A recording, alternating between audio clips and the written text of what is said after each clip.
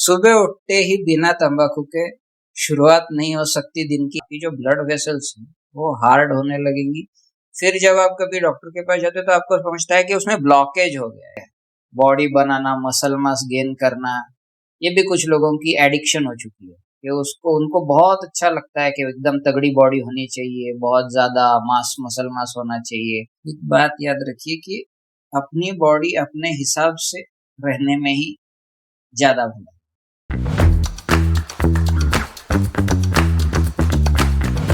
Hello, welcome back to the fresh new episode of Romotalks. आप सभी का स्वागत है। मैं आपका दोस्त और होस्ट रोहित एक यूनिक टॉपिक के साथ आज हम आए हैं, प्रिवेंटिव कार्डियोलॉजी। ये बहुत सारे लोगों को पता नहीं रहेगा कि ये क्या है। बेसिकली ये हमारे आजू बाजू में बहुत सारे लोगों को है। इसके ऊपर सविस्तर चर्चा और इंफॉर्मेटिव पॉडकास्ट होने वाला है।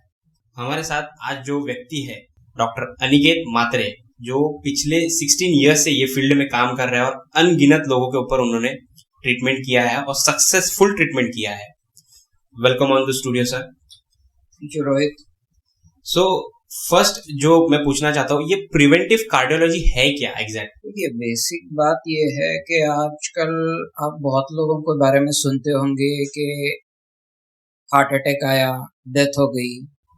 ठीक है, बहुत ही अर्ली एजेस से हम लोग देख रहे हैं कि 20 साल, 25 साल, 30 साल के एज ग्रुप में सडनली वर्किंग मेल या स्टडिंग स्टूडेंट, यहाँ तक कि उनकी डेथ हो रही है, डायरेक्ट डेथ हो जाती है। Right. और सडन होता है, और जब पोस्टमार्टम वगैरह होता है तब आपको सामने कॉज आता है कि इसको हार्ट अटैक आया।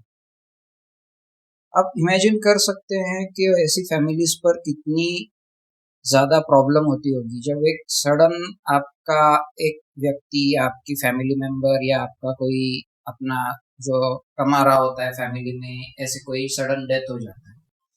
तो ऐसे सिचुएशंस के बारे में जब हम देखते हैं तब हमने बहुत पहले जब इसके बारे में सोचा तब ये बात आई कि prevention is better than cure.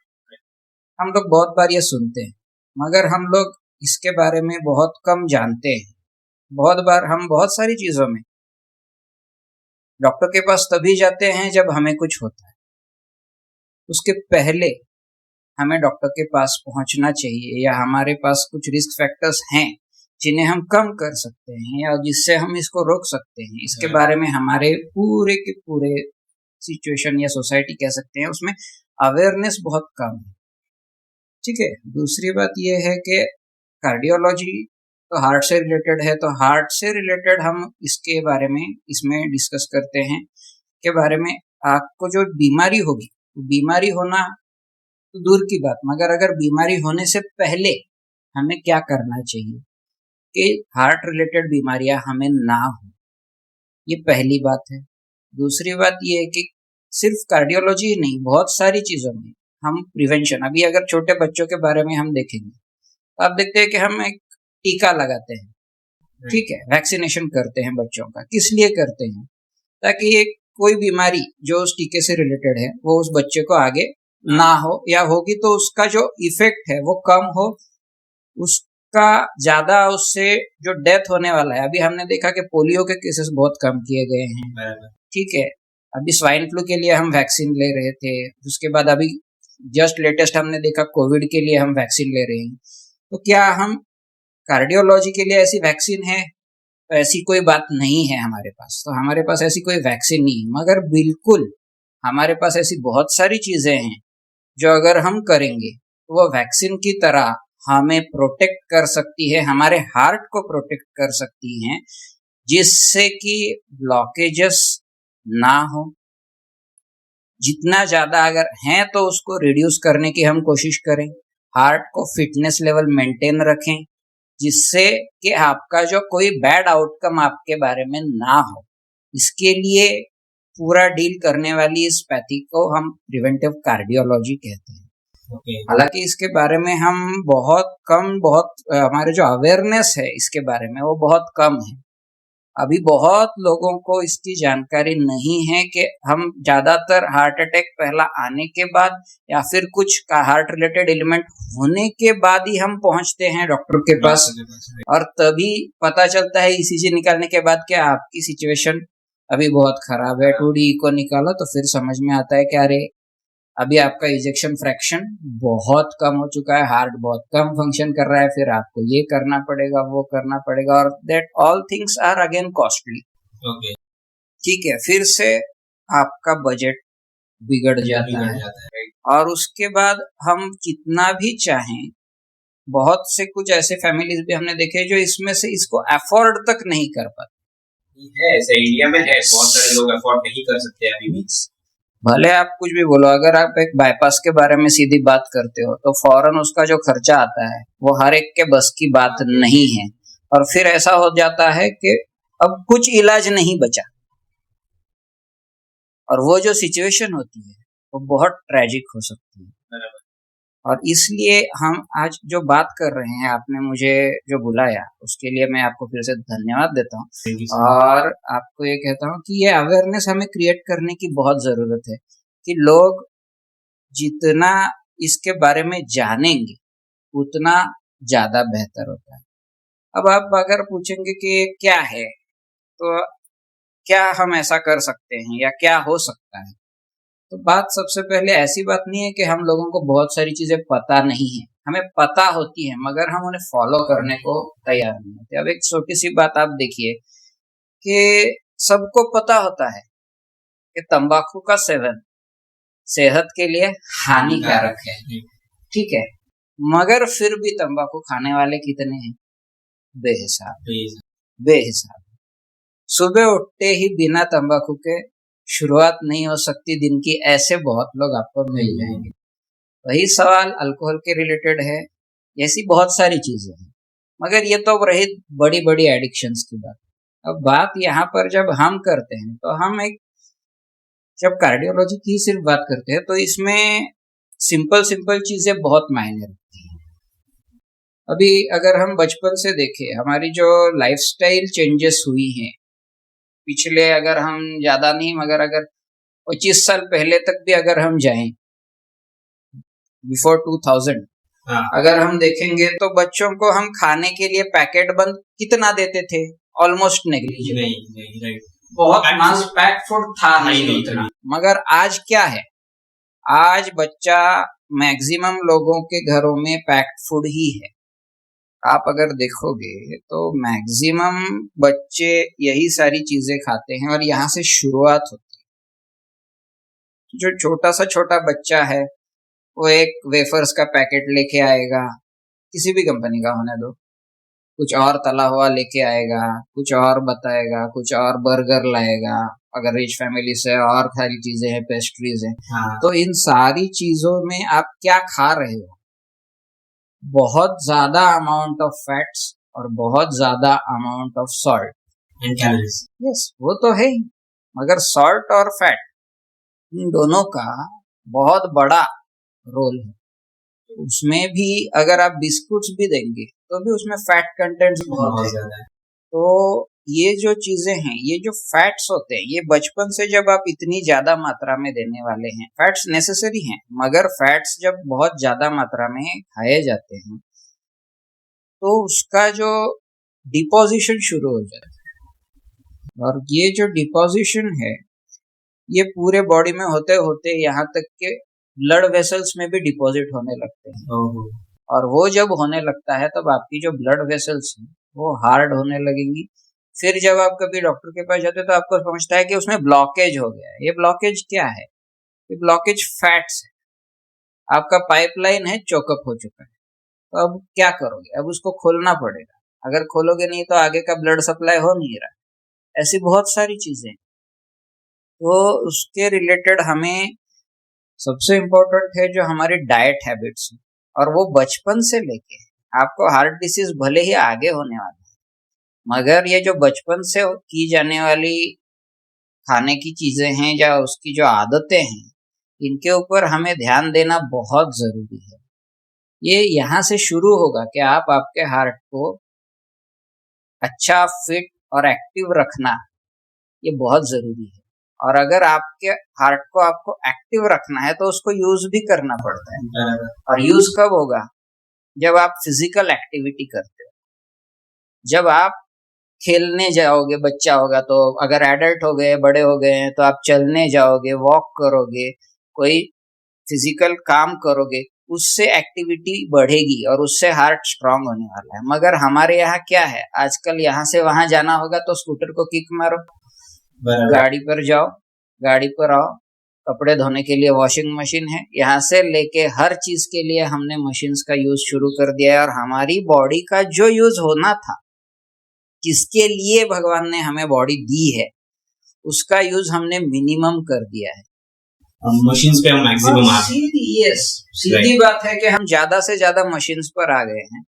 और ये जो मशीन्स पर डिपेंडेंसी है, ये भी एक हमारा लाइफस्टाइल चेंज है, जो बहुत बड़े पैमाने पर हमें हैम्पर कर रहा है। एक बहुत ज्यादा नहीं, मगर अगर आप 30-40 साल पहले निकल जाओगे तो आपको दिखेगा कि मशीन्स बहुत कम थी। बराबर। और बहुत ज्यादातर लोग जितना ज्यादा से ज्यादा काम करते थे, वो फिजिकल एक्टिविटी ज्यादा होती थी।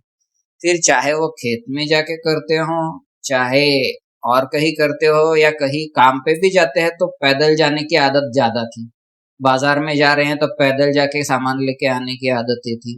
ऐसी छोटी छोटी आदतें जो हमारे रोजमर्रा की जिंदगी में बहुत सामान्य लगती हैं, एकदम जैसे हमें पता ही नहीं चलता कि इसके लिए इसका कुछ इम्पोर्टेंस भी है या इससे कुछ हमें फायदा होने वाला है, वो चीजें भी इम्पोर्टेंट है, जो हमें बहुत ही शायद हमने निगलेक्ट करके रखी हुई हैं, जो शायद हम बहुत बार ध्यान ही नहीं देते, हम सोचते ही नहीं है उसके बारे में कि यार इस चीज को मैंने नहीं किया तो उससे मेरे को इतना ज्यादा जो है इफेक्ट आ रहा है।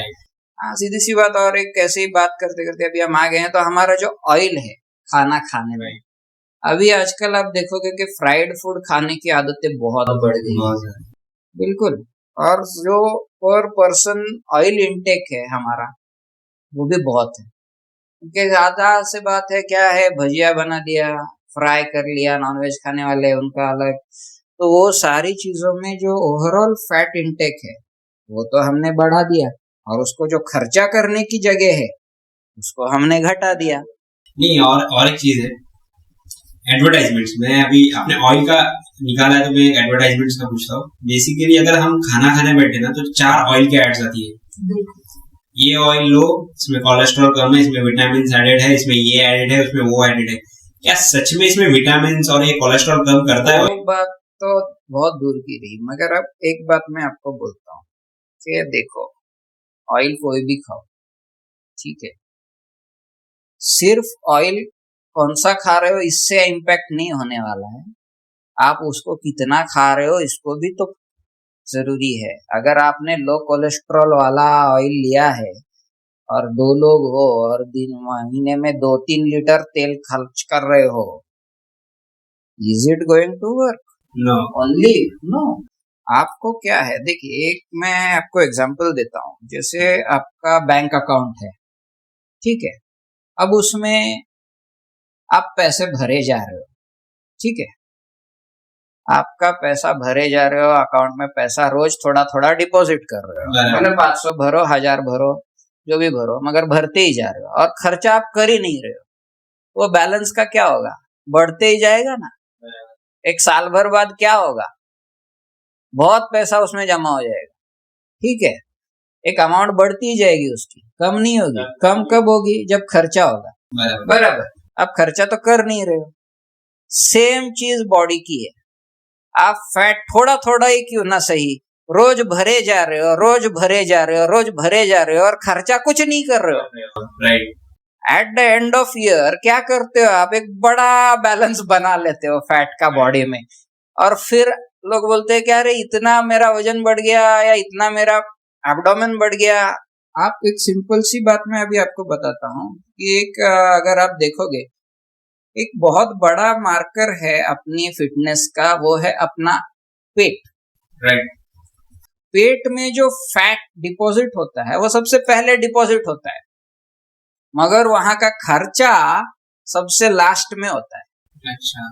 और वैसे ही आप सिर्फ पेट को देखो अपने, आपको बहुत सी बात समझ में आ जाएगी कि आपका फिटनेस लेवल कितना है। आपका पेट एकदम आईना है कि आप फिट हो या नहीं हो। आपका एब्डोमिनल गर्द देखो आप, कि आपका पेट, आप याद करो आप जब 20 साल के थे तब आपका पेट का कैसा था, 25 साल के थे तब कैसा था, अब 30 साल तक आए हो तो कैसा है। अगर आप देखोगे और अगर आप हर साल उसको मॉनिटर, एक साल भर में एक बार भी अगर आप करते हो, तो आपको समझ में आएगा कि अभी पिछले साल मुझे 34 का पैंट हो रहा था, अभी 36 का भी हो नहीं रहा है, तो 2 इंच अगर पेट बढ़ा है तो वो फैट से ही तो बढ़ा है।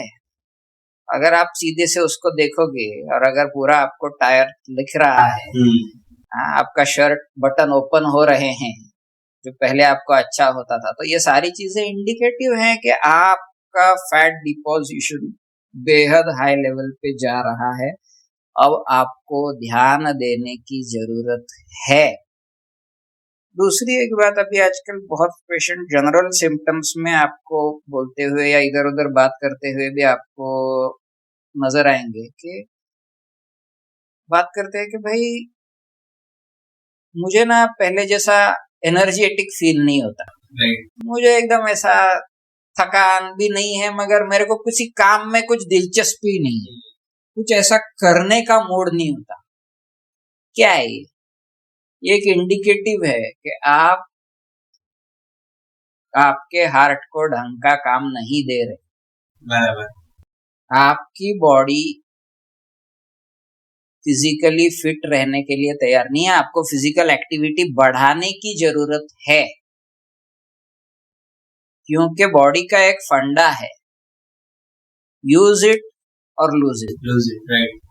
आप अगर उसका इस्तेमाल नहीं करोगे तो वो धीरे धीरे अपनी स्ट्रेंथ लूज करेगी। जिनिक वैसे जैसे आप किसी एक बाइक को लोगे, आपकी किक स्टार्ट की समझो बाइक है, और आपने 15 दिन उसको किक ही नहीं मारा, उसका बैटरी लो हो जाता है कि नहीं हो जाता है? हो जाता है, राइट। बिल्कुल।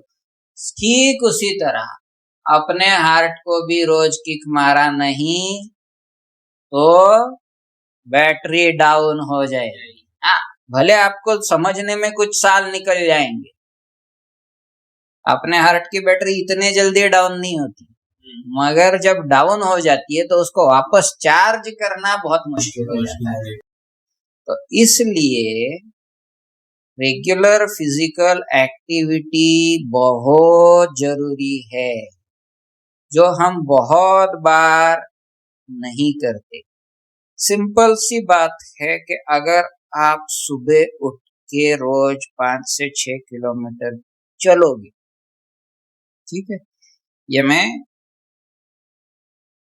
बिलो 60s के लिए बोल रहा हूँ, 60-65 के ऊपर आप डायरेक्टली 5-6 किलोमीटर चलने नहीं जाना, नहीं जाओगे, ठीक है। तो दूसरी बात यह है कि आपको स्टेप बाय स्टेप बढ़ाना है। एक ही दिन में डायरेक्ट 6 किलोमीटर चलोगे तो आप दूसरे दिन बिल्कुल नहीं जाओगे, चल ही नहीं पाएंगे, पैर सूख जाएगा। वो बात है। और इसीलिए हमें क्या करना है कि स्टेप बाय स्टेप उसको बढ़ाते हुए, मगर अगर आप रेगुलर 5 से 6 किलोमीटर चलते हो, एक मॉर्निंग वॉक एक बहुत हेल्दी हैबिट, मगर बहुत कम लोग इसके लिए वक्त निकालते हैं। और वक्त निकालने का जब टाइम आता है, तब बात आती है, तब मैं बहुत बार हम ये बोलते हैं कि मेरे पास टाइम ही नहीं है। गलत बात है। यहाँ पे मैं एक बात आपको बोलता हूँ कि टाइम नहीं जैसी कोई चीज नहीं होती। अगर आपकी प्रायोरिटी है तो आप टाइम जरूर निकालें। आपकी प्रायोरिटी नहीं होती या उस वक्त कुछ अलग होती है, इसके लिए जो मेन प्रायोरिटी होती है उसके लिए हम उसको पहले टाइम देते हैं, बराबर। अगर यहाँ पे कहीं पे आग लग गई तो वहां के लोग थोड़ी बोलेंगे अभी मुझे खाना खाने दो, फिर बाद में टाइम मिलेगा तब आग बुझाऊंगा। नहीं, हमारी प्रायोरिटी बदल जाती है। ठीक उसी तरह हमारा हेल्थ के लिए जो है वो हमें टाइम निकालना पड़ेगा, और उसके लिए हमें प्रायोरिटी देके टाइम निकालना पड़ेगा। आप चाहिए जल्दी उठो, आधा घंटा 1 घंटा जल्दी उठो, उसमें से टाइम निकालो, मगर टाइम निकालो। अगर हम हमारी हेल्थ के लिए टाइम नहीं निकालेंगे तो फिर हमारा टाइम खराब आने वाला है। और हमारा टाइम निकल जाने वाला है। यस बिल्कुल। नहीं भैया, मैं अभी एक्चुअली ना कुछ पुराने वीडियोस देखता हूँ फ्रॉम 80s 90s के टाइम के, मुंबई सिटी के बेसिकली मैं यूट्यूब पे देखता हूँ। तो तभी मैं वो वीडियोस में देखता हूँ ना, तो लोग काफी स्लिम रहते थे, काफी एक्टिव रहते थे वो वीडियोस में, अगर मैं देखूं अगर गौर से। और अभी के टाइम की यंग जनरेशन भी देखो ना, तो फैट है, कोई फुला हुआ है, किसी को चलने की प्रॉब्लम है, किसी को दम लगता है जल्दी। तो बहुत सारे इश्यूज है, मतलब बॉडी का जो स्ट्रक्चरल चेंजेस है जो पिछले 30 साल में हुआ है, ये बहुत मतलब अनसर्टेन चेंजेस है, ड्यू टू विच अभी अपने को बहुत कम एज में अटैक्स क्यों आ रहे हैं, वो भी एक रीजन है। वो बात तो हमने अभी थोड़ी देर पहले भी डिस्कस की। देखिए, बेसिक इम्पोर्टेंट चीज है हमारा जो खाने का हैबिट्स। हाँ, मेन चीज यही है कि हमारे खाने के हैबिट्स में जो चेंज आया है। अगर आप बॉम्बे जैसे सिटी की बात करते हो तो बात सीधी सी मैं ये बताऊंगा कि देखो, आपके पिज्जाज बर्गर्स इन सब का जो सेल है वो कितना बढ़ गया है। 30 साल पहले आपको देखो कहाँ पे पिज्जा मिलता था, नहीं मिलता कहाँ था। पे बर्गर मिलता था। बहुत गिनी चुनी जगहें थी और बहुत गिने चुने लोग उसको अफोर्ड करते थे, वहां पे जाके खाते थे। आजकल की सिचुएशन है, अगर आप पिछले 30-40 साल में देखोगे तो इवन जो लो एंड पॉपुलेशन है, जिसका इनकम कम है, उसको भी अगर आप देखोगे तो एक जो स्नैक जो इम्पोर्टेंटली हमारे यहाँ पे आए हैं वो है वड़ा पाव, बर्गर्स। ठीक है। एक वड़ा पाव तो एक सामान्य, ऐसे सामान्य आदमी के बच्चे भी खाते हैं, बिल्कुल। फिर आपका जो जैसे है पकोड़े हैं, समोसा है, ये जो सारी चीजें तली हुई हैं, ये क्या है, बहुत ही हाई फाइबर से नहीं, हाई फैट्स और हाई कैलोरी फूड से ही है, ठीक है। तो इसमें फाइबर बहुत लो है, बहुत लो है। और ये चीजें बहुत ज्यादा खाई जाती है। अगर आप 40 साल पहले जाएंगे तो ज्यादातर बच्चों को घर में बनी हुई रोटी और सब्जी परोसी जाती थी, और जो आजकल बहुत कम हो गई है, और बच्चे भी कम खाते हैं। बच्चों को भी उसको खाना नहीं है, बच्चों को भी बाहर का खाना खाना है, क्योंकि उसमें स्वाद उनको ज्यादा आता है। अब उसमें उसमें बहुत सारी चीजें मिली हुई हैं, जो अब हम किसी और टॉपिक में उस पे जाएंगे, क्योंकि वो सारी चीजें उनको बहुत ज्यादा ललचाती हैं। फिर उसमें उनको, उनके ब्रेन को भी बाद में लगता है कि नहीं, उसी को टेस्ट, ठीक है। बहुत सारे ऐसे केमिकल्स उसमें होते हैं जो उससे वो ऑटोमेटिकली टेस्टी बनते हैं, और अपने ब्रेन को उसको बार बार खाने की आदत लगती है। जैसे आप किसी चिप्स का पैकेट लेंगे, आपको वापस उसको खाने की इच्छा होगी, बराबर, खाते ही रहे, जब तक मन ना भरे तब तक और मन भरेगा ही नहीं, ये बात भी आप समझ लो। बहुत खाते रहोगे तो भी आपका मन नहीं भरेगा। ऐसे बहुत से चिप्स हैं, और उसके लिए और बहुत सारी चीजें यूज की जाती है, जिसकी वजह से आप उसको खाते रहते हो, ठीक है। तो ऐसी चीजें भी हमारे लिए प्रॉब्लमेटिक हैं, और ये हमारे बच्चों को, जो है छोटे हैं, उनको वो समझ में नहीं आता, और आसानी से वो उसी पे खाना खाते हैं, वो उसी को खाने में बैठते हैं। और कुछ फैमिलीज तो हमने ऐसी भी स्पॉट की हुई हैं, इवन खाने में भी उस पैकेट्स को फाड़ के उसमें से आप प्लेट में लोगे और उसके साथ खाना खाओगे, वरना खाना नहीं खाते। ये बहुत बैड हैबिट्स हैं। और जो हमारा पहले का कल्चर था, जो हमारे पहले की फूड हैबिट्स थी, जो हमारी नेचुरल फूड हैबिट्स हैं, उसमें हमें रहना बहुत जरूरी है। और उसके साथ में फिजिकल एक्टिविटीज हैं, कि आपको क्या करना चाहिए, कितना चलना चाहिए, कैसे चलना चाहिए, बहुत सारी चीजें हैं, या क्या एक्सरसाइज करना चाहिए। दूसरी चीजें एक और नोट आउट किया गया है, वो है जिम, और उसके साथ में बहुत सारी प्रोटीन पाउडर्स, ठीक है, बॉडी बनाना, मसल मास गेन करना। ये भी कुछ लोगों की एडिक्शन हो चुकी है, कि उसको, उनको बहुत अच्छा लगता है कि एकदम तगड़ी बॉडी होनी चाहिए, बहुत ज्यादा मसल मास होना चाहिए। एक बात याद रखिए कि अपनी बॉडी अपने हिसाब से रहने में ही ज्यादा भला। जरूर एक्सरसाइज कीजिए, मगर सिर्फ और सिर्फ पाउडर्स या फिर और जो स्टेरॉइड्स वगैरह हैं उनको ले लेके बॉडी बनाना, ये कोई हेल्दी बॉडी नहीं है। और हेल्दी बॉडी का मतलब सिर्फ मसल मास वाली बॉडी ही नहीं है। आपको हेल्दी बॉडी का मतलब ही ये है कि आपकी जितने सारे फंक्शंस है वो आप रेगुलरली अच्छे से कर सको और लंबे समय तक उसी फिटनेस को मेंटेन कर सको। अब इस बारे में एक बात लगे हाथ में कहना चाहूंगा कि हमारी जो सोसाइटी का जो सक्सेस डेफिनेशन है वो भी इसमें थोड़ा आड़े आता है, क्योंकि हमारे यहाँ सक्सेसफुल ज्यादातर उसे कहा जाता है जिसके पास ज्यादा पैसा है। ऐसा है, राइट। हालांकि ये टॉपिक से थोड़ा डिफरेंट है, नहीं चले, मगर ये एक ऐसा टॉपिक है कि जहां पर हमारी सोसाइटी को अभी मतलब मुझे फील होता है कि एक सक्सेस का डेफिनेशन रीडिफाइन करने की बहुत जरूरत है कि हम सक्सेसफुल किसे कहें। ये किसी और टॉपिक में लेंगे, मगर इस बारे में मैं चाहूंगा कि ये भी एक ऐसा टॉपिक है जिसके बारे में विचार और मंथन होना बहुत जरूरी है। इस पे हम बेसिकली एक प्रॉपर यूनिक पॉडकास्ट करेंगे ये टॉपिक। बट मुझे और एक चीज पूछना है कि रिसेंटली मेरा एक फ्रेंड था, वो भी अच्छा खासा जिम करता है, कंटिन्यूसली जिम करता है, फिजिक्स में मतलब जो कॉम्पिटिशंस होते हैं उसमें उतरता है। बीच में रिसेंटली उसने कुछ इंजेक्शन लिया और अचानक में हॉस्पिटलाइज हो गया। तो जब हॉस्पिटलाइज्ड हुआ तो उसको डॉक्टर ने बोला कि उसको अटैक आ गया। तो क्या इंजेक्शन ये स्टेरॉइड्स की वजह से होते हैं, क्या कैसा है ये? बहुत सारी चीजें हैं, ये सब चीजों में आपको ये बात को ध्यान रखना है। अभी मुझे पूरा केस तो पता नहीं है तो एग्जैक्टली मैं उस पर कमेंट नहीं करूंगा, मगर जनरलाइज्ड देखिए, मैंने जो अभी पहले थोड़ी देर पहले जो बात की कि देखिए आप अगर एक्सेसिव किसी भी चीज का करते हो उसको एक लिमिट होता है और आपकी बॉडी भी खुद की एक लिमिट होती है। मैं यही कहूंगा कि हर एक को अपनी बॉडी का खुद का लिमिट पहचानना बहुत जरूरी है। जरूरी नहीं कि अगर एक बंदा एक चीज उतनी वैसी कर सके तो तुम भी वैसी ही उतनी ही करो या उससे अच्छी ही करो।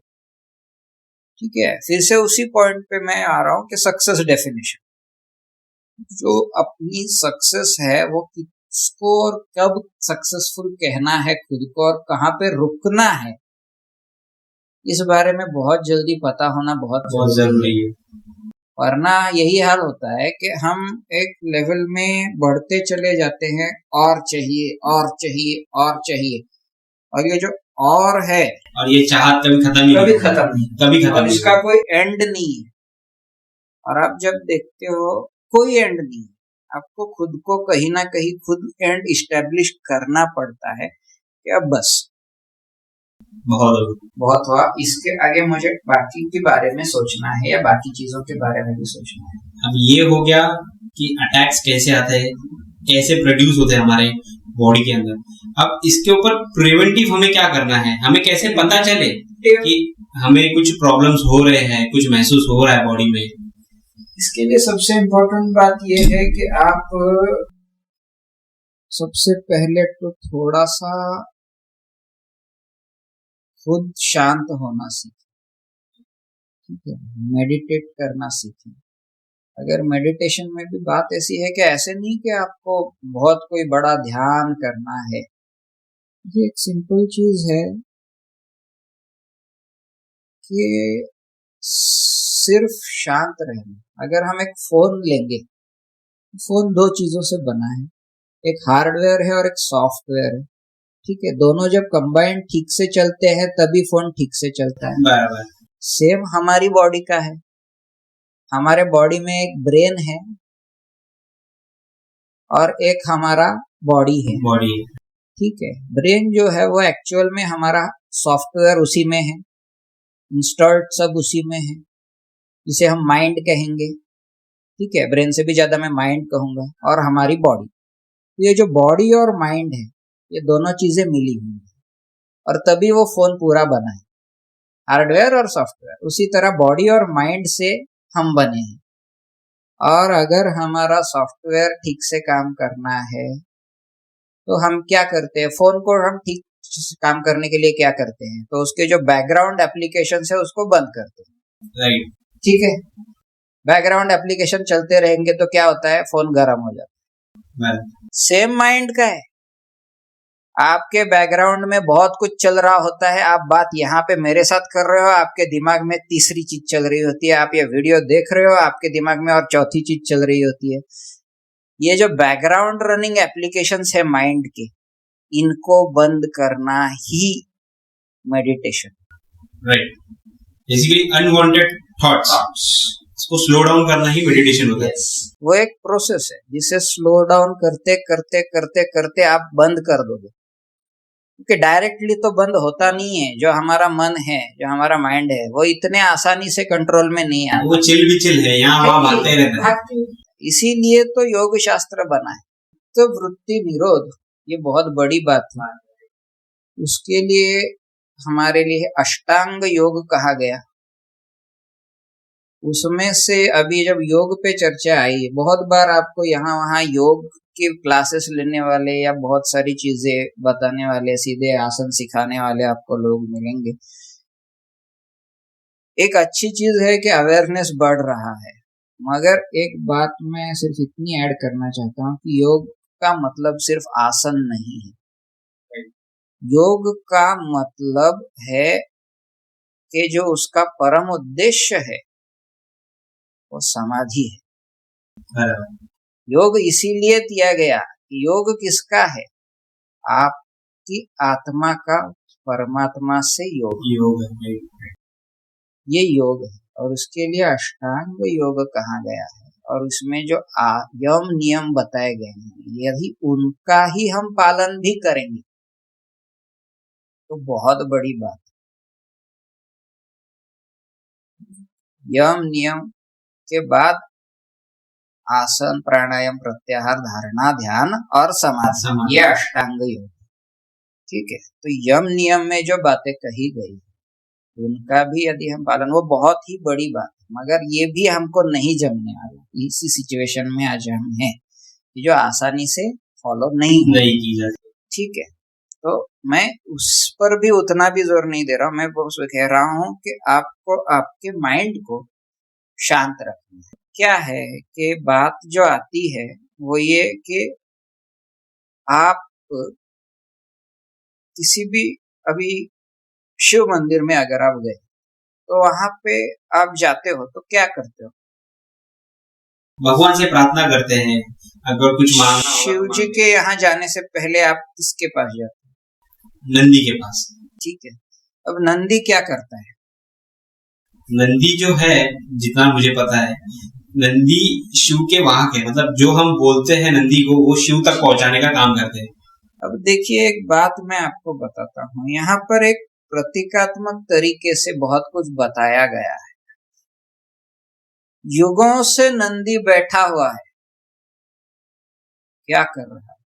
कुछ नहीं। क्या आपने उसको खुद के लिए कुछ मांगते देखा है कभी? नहीं। यहाँ पर एक बात को समझिए कि जो नंदी है उसकी तरह बैठना सीखो। राइट।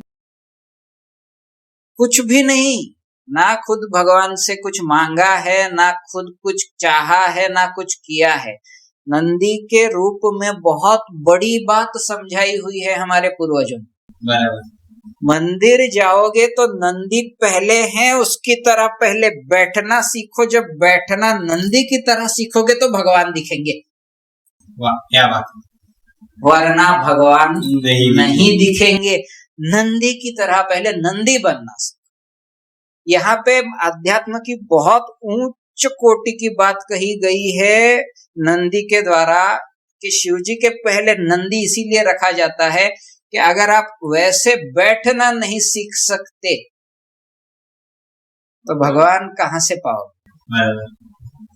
नंदी की तरह बैठना सीखो। नंदी कुछ नहीं करता, ना किसी चीज की चाहत, ना लोभ, ना द्वेष, ना राग, ना कुछ भी नहीं। कुछ भी नहीं, मात्र बैठना। ये जब आप मात्र बैठोगे, कोई विचार नहीं, कोई विचार नहीं, निर्विचार होके बैठ जाओगे, ना आगे की सोच, ना पीछे की यादें, ना वर्तमान का कोई ज्ञान। ये वो अवस्था है, यही समाधि के बहुत करीब जाती है।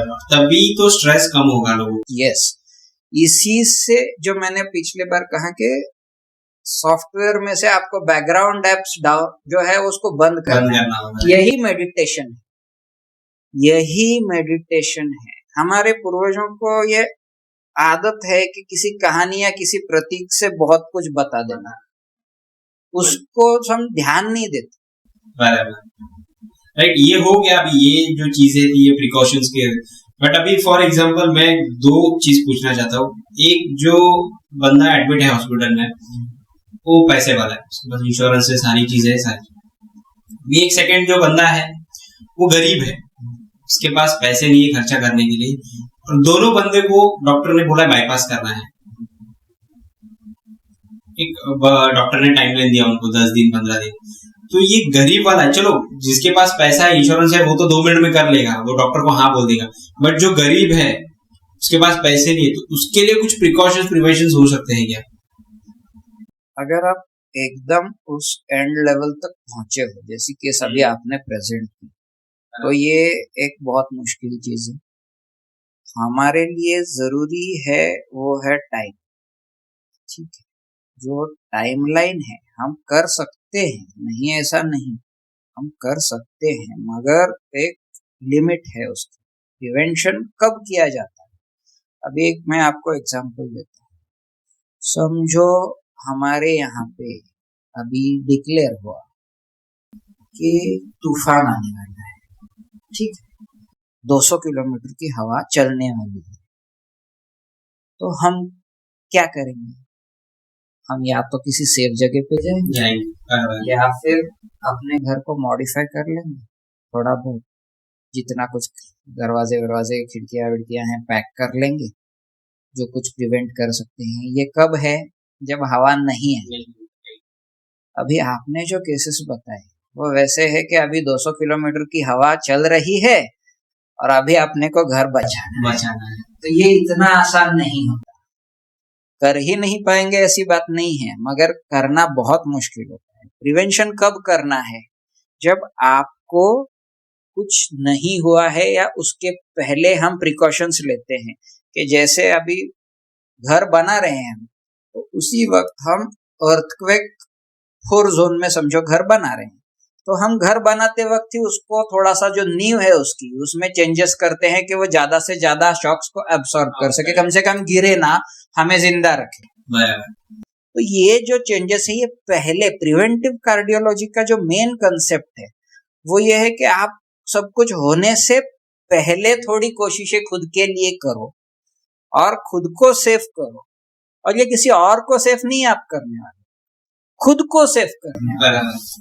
आपको उसके लिए बहुत ज्यादा बाईपास जैसी कीमतें भी नहीं चुकानी है, बेहिसाब कीमत भी नहीं चुकानी है आपको। बाईपास से अगर कंपेयर करोगे तो ये सारी चीजें बेहद इकोनॉमिकल हैं। बस आपकी विल चाहिए, आपको चाहिए कि आप उसमें इंटरेस्टेड हो, आपको करने की इच्छा चाहिए और आपने उसको परसिस्टेंटली फॉलो करना चाहिए। आप अगर आते हो और इसको परसिस्टेंटली फॉलो करते हो तो मैं इतना श्योरिटी डेफिनेटली देता हूं कि अगर तूफान आता भी है तो घर को कुछ कर नहीं सकेगा। हार्ट अटैक आएगा ही नहीं किसी को, ऐसी कोई गारंटी नहीं दे सकता, मगर हम इतना कर सकते हैं कि हम खुद को बेस्ट प्रिवेंटिव प्रैक्टिसेस देख के उससे जितना दूर रहा जा सकता है रह सकते हैं, और जितना उसमें से जो डेथ का जो परसेंटेज है उसको कम करने के लिए जो हमारे हाथ में है वो हम कर सकते हैं। ठीक है। सेकंड क्या है कि हमारे लाइफस्टाइल चेंजेस बहुत हो गए पिछले कई सालों से। आप बोल रहे हो जैसे हम ये वो चीजें खा रहे हैं। अब बच्चे लोग है ना, बहुत सारा कोल्ड ड्रिंक्स पीते हैं। कोल्ड ड्रिंक में इतनी शुगर है। आपको बच्चे लोग अगर किसी को बोले नींबू शरबत पीना है, गन्ने का जूस पीना है, तो उनको और लगता है आजकल के बच्चे लोगों को। और थम्सअप की बोतल तुरंत खोल के, थम्सअप का टीन तुरंत फोड़ के वो पी लेंगे, तो उनको क्या लगेगा, एक स्टैंडर्ड वैल्यू लगेगी। बट ऐसा नहीं है बेसिकली। हम जिस चीज को सक्सेस कह रहे हैं बराबर उसी के जरिए ये सब चीजें दिमाग में भराई जा रही हैं कि आपको दिखेगा कि एक बड़ा एक्टर डर के आगे जीत है बोलने वाला। नहीं, कोई भी बहुत से बड़े एक्टर्स आपको ऐड करते दिखेंगे, दिखेंगे। मगर क्या आपके लोकल गन्ने के स्टोर का कोई बड़ा एक्टर ऐड करते आया? नहीं। तो हम उसे अच्छा मानते हैं, जिसे सक्सेसफुल मानते हैं, वो जो करता है उसे हम फॉलो करने जाते हैं, और यही फंडा यूज किया जा रहा है। और इसीलिए मैंने वो टॉपिक निकाला था कि सक्सेस की डेफिनेशन, हम सक्सेसफुल किसे कहना है, ये बहुत इससे रिलेटेड है। और ये हार्ट अटैक्स के ऊपर ना बहुत प्रभाव डालने वाला है, बिकॉज ये मैं कोल्ड ड्रिंक की बात नहीं कर रहा हूँ, लिटरली बहुत प्रोडक्ट्स है, सारे प्रोडक्ट्स है, बहुत सारे प्रोडक्ट्स हैं जो पैक्ड प्रोडक्ट्स हैं, और इनकी बड़ी कंपनियां हैं। आप देखोगे कि छाछ में अगर आप रोज पीते हो, या गन्ने का रस पीते हो, या नींबू शरबत पीते हो, तो उसके जो बेनिफिट्स है, इसको कोई आपको बड़ा ब्रांड एम्बेसडर प्रमोट करते नहीं दिख रहा। यही तो प्रॉब्लम है, हम एड प्रमोट किस चीज का कर रहे हैं? जो हमारे हेल्थ को अनहेल्दी कर रहा है, जो हमारे हार्ट अटैक, शुगर बढ़ा रहा है, क्योंकि हमारी सोसाइटी में उसी को हाई सोसाइटी या बहुत अच्छा माना जाने लगा है, और ये इसीलिए हो रहा है। तो ये हमें इसमें बदलाव की बहुत जरूरत है। पहले हम सुपरमार्केट्स भी नहीं देखते थे, कहाँ थे हम? छोटी सी दुकान पे जाते थे, राशन लेते थे, राशन की दुकान थी। आज सुपरमार्केट्स में सारी चीजें मिल रही है।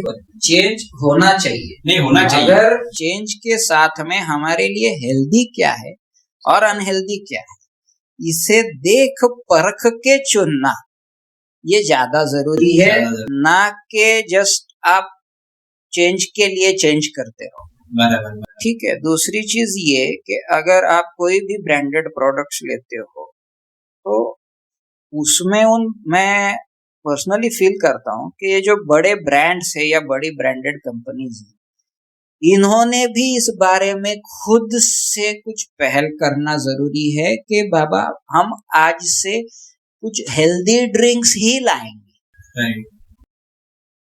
समझ रहे हैं आप कि सिर्फ और सिर्फ एक अपना प्रोडक्ट बेचने के आगे भी हमें सबको सोचना चाहिए कि उससे भी ज्यादा, कि जितना ज्यादा हो सके कि आप ये कोशिश अब जिस दिन होगी, ये तो दूर की बात, मगर ये तब होगी मेरे हिसाब से कि जब हमारी पब्लिक जागी और वो ऐसे प्रोडक्ट्स को खुद रिजेक्ट करने लगेगी और हेल्दी प्रोडक्ट्स ही लेने लगेगी, तभी ये लोग, क्योंकि इनका काम मुनाफा कमाना है, ठीक है, उनको से कुछ पड़ेगी, उनको बहुत सी चीजें हैं जो उनको, मतलब they are not interested in these things, ठीक है, उनको कोई फर्क नहीं पड़ता है कि वो क्या बेच रहे हैं, उनका बिजनेस है, वो उनका बिजनेस कर रहे हैं। मगर हम अगर उस प्रोडक्ट को खरीद कर खा रहे हैं या पी रहे हैं, तो हमें सोचना चाहिए कि हम क्या कर रहे हैं हमारी हेल्थ के साथ। ठीक है, बाजार में तो पॉइजन भी मिलता है, तो इसका मतलब हम थोड़ी खरीद कर पी लेते हैं। तो इसका हमें पहले पता होना चाहिए कि हम क्या खरीद रहे हैं, हम क्या खा रहे हैं, हमने जो पैसा कमाया है वो हम कहाँ खर्चा कर रहे हैं और हमने कहाँ खर्चा करना चाहिए। ठीक है, तो ये बात बहुत इम्पोर्टेंट है। और मेरे ख्याल से लाइफस्टाइल चेंजेस जो हमने बात की, मेडिटेशन की जो बात की, और उसके साथ साथ एक सक्सेस डेफिनेशन की बात की, ये चीजें हमने अगर फोकस की, और अगर हमारे इस पॉडकास्ट के जरिए जो वीडियो हमारे व्यूअर्स देख रहे हैं उनके जरिए हम अगर इतना एक ये बहस छेड़ भी सके, ठीक है, कि हम अगर ये बहस छेड़ भी सकें कि इसमें से क्या करना चाहिए और इसके बारे में अवेयरनेस भी फैला सके, तो मैं कहूंगा कि ये बहुत बड़ी बात होगी, क्योंकि ये अब नेसेसरी है। और बहुत हम अगर डिले करते रहें तो इसके बाद शायद तूफान आ जाएगा और हमारे लिए प्रिवेंशन तो बहुत देर की बात हो जाएगी। ठीक है, इसके लिए कोई क्योर ही नहीं है। हाँ, फिर वो तूफान आया तो अपना टॉल तो लेगा। ठीक है, तो उतना तो नुकसान जो करना है वो तो वो करेगा। आप बोल तो नहीं सकते 200 किलोमीटर के वाले तूफान से कि भाई अब तुम थोड़ा सा 50 वाला हो जा, और उतना ही कर। राइट। ठीक है, तो वो दूर की बात है। अब देखो कितने लोग अभी ये ज्यादा से ज्यादा लोग इसमें से कम ये मैसेज जाएगा और वो लोग उस बारे में जागरूक होंगे, ऐसे हम आशा कर सकते हैं। Thank you sir, thank you आप आए फर्स्ट ऑफ ऑल तो टाइम निकाल के, बिकॉज मुझे पता है डॉक्टर्स के पास टाइम बहुत कम होता है, बेसिकली वो पेशेंट्स की सेवा में लगे पड़े रहते हैं, बट आपने टाइम निकाला, आप आए यहाँ पे। Guys, this was the great podcast. आपको इन्फॉर्मेशन तो जरूर मिली होगी कि प्रिवेंटिव कार्डियोलॉजी एग्जैक्ट है क्या और हम इसे कैसे प्रिवेंट कर सकते हैं। So thank you, goodbye, have a good day. Subscribe करना, लाइक करना और शेयर करना मत भूलना। Thank you.